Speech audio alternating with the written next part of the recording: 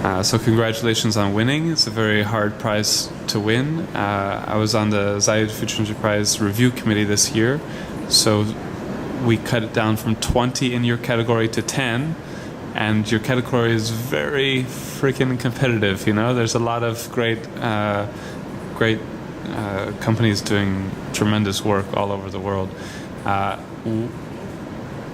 What do you think? What stands out in your mind about what you do that makes you feel like you have deserved such a big prize?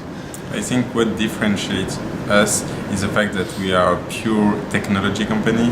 We are the result of many years of R&D, many patents, a lot of money invested in breakthrough innovation that is now impacting the life of millions of people in Africa mostly. But we do solar street lights that are installed in the US and in Australia. So it's a technology that creates impact in countries where there is no power, where solar street light is the only option, and where in countries where the government or municipality want to save power. So it's an interesting combination about technology and impact. And I know, when we were evaluating, there's a lot of companies that do solar-powered streetlights. But one thing that stood out is that you've, first of all, designed your system, and it seems to be quite high quality and reliable and safe. You've designed security into it a lot, like so they're not stolen or whatnot. Can you speak a little more about that?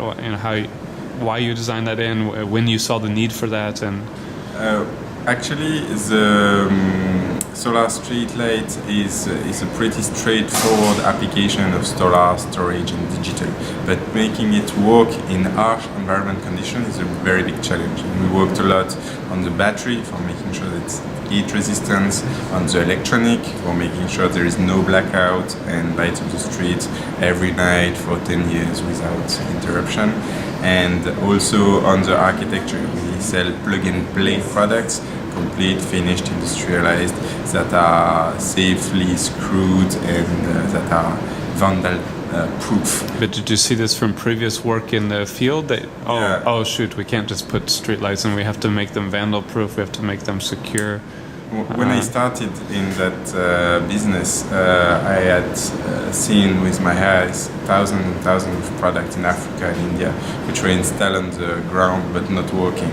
Not working because it was not technological as sound, and when it's turned off, people go and grab what they can, standard PV panel, standard batteries that they can use. What were you doing at that time? I was volunteering for NGO in India, which had won a large solar public lighting tender, and they were in a very bad position because what they had in hand was not working. So you were on the ground just as a kind of worker, and you saw, hey, this is not working, this is not what was envisioned here. Exactly. There is a need. There were a technology avenue for improving the systems that were available at the time, and we invented a nice concept of a plug-and-play solar street light, which looks good, which lasts long, doesn't cost much, and it is possibly industrialized in the targeted country.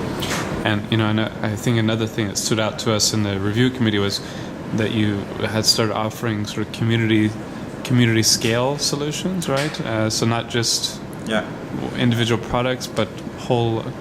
Can you speak a little more about these and where the idea? From solar street lights, we have started to look for revenue generating business models, because we need to finance. Municipalities around the world are struggling for financing their infrastructure, and basically this, interestingly, in Africa, in sub-Saharan Africa, where we found our first business model that was sustainable.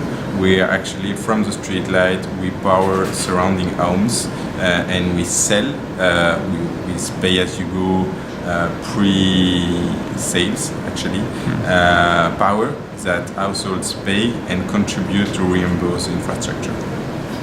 We call that a nanogrid. Yeah.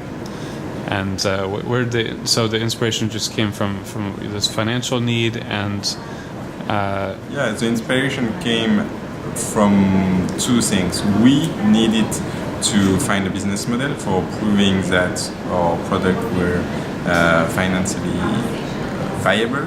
And communities in Africa, they lack power, definitely, and they are more than eager to pay for reliable energy when you provide them. But you need to pre-finance the infrastructure, and they pay you back little by little on installment. And do you see a potential or opportunity to diversify even further beyond what you're doing with these nanogrids? Yeah, basically we are now piloting smart cities application, where it's the same idea. A solar street light becoming the backbone of the smart city in places where the infrastructure is lacking.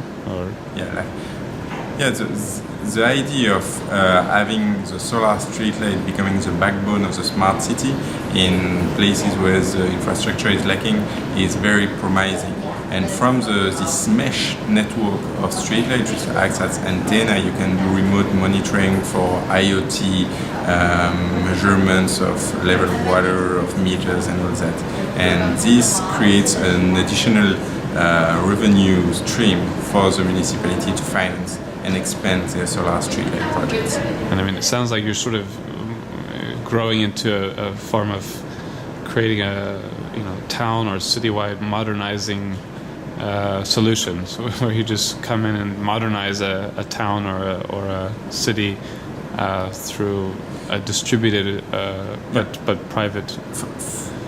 I have witnessed that in many countries, city centers are quite well served with street lighting, but with galloping urbanization, there are many suburbs that are growing very fast, and where the infrastructure is not following the extension of the people coming. And this is where solar street light is a perfect fit. And my understanding is a lot of times politicians they promise, hey, the grid will go to you, but the promise is never ending. It's never going to be this idea that the grid is going to go to everyone is Today the technology enables smarter solutions than grid extension. Right. And solar street light is a great illustration. Thanks to technology trend, reduce of cost of PV, of storage, now solar street light is absolutely competitive with grid, and that's enabled to expand in places where grid has not reached yet. And what are your target countries, markets? Basically where there is sun and wind. Say it again. Where there's sun and wind. No, sun and wish, and wish. Yes, it's not. But anywhere around the globe. Yeah, we are distributed by majors, and we've been doing project quite everywhere, expanding. Because you have strong connection with Schneider Electric, right? Yeah, Schneider Electric is distributing our product in Africa, and we have very strong partner in many different places in Brazil, in Mexico, in Australia. I forgot about this, but this stood out as well to us, that you had such a strong connection where you could get, impact is one of 5 key categories, and the ability to impact so many people because of these strong partnerships with global corporations seemed really important and powerful to us. So, I mean, you just did that. Was that related to your need for financing and a business model, or was that related to your... No, we decided to partner with large corporations because we wanted to maximize our impact on the field, and using our technical resources, means and financial for developing the product, industrializing the product, and partner with corporations that could do the distribution, the installation, and the maintenance. And it's a win-win partnership with for sure. Concentrate on our core competence. And does that today basically open you up to markets all over the world, or you still have some markets where you need... Because our commercial strategy is to look for partners and not look for projects. And our partner will have a project, and we want to empower local partners that are able to acquire the technology, to industrialize the product locally, and do, of course, what is absolutely needed. It's after-sales maintenance and long-term follow-up of the project. So what are your key development plans, new opportunities that you're pursuing in the next 3 to 5 years or so? We are very excited with the GCC market, like local Middle East, where we have seen a very strong momentum for sustainability, and solar street lighting will become mainstream in the 3 to 5 Well, this is a good prize to win to get into this market. This is very, very big prize globally, but in this region it's especially. And we are venturing now in the US and the Americas in general, from Brazil to the US. Awesome. Well, thank you for what you're doing. It's humbling and an honor to chat with you about this great work. Brilliant. Thank you. And where are you from? You're from France. Where? Bordeaux. Where? Bordeaux? Yeah. How much time do you spend there now? In Bordeaux? Yeah. I don't spend enough time, especially that I have a newborn that was born last week. Oh so my she's gosh. 1 week old, but I'm happy to be here still. I've got a 1-year-old and a 3-year-old, 2 girls. Wow. Your life changes. You're screwed. Yeah.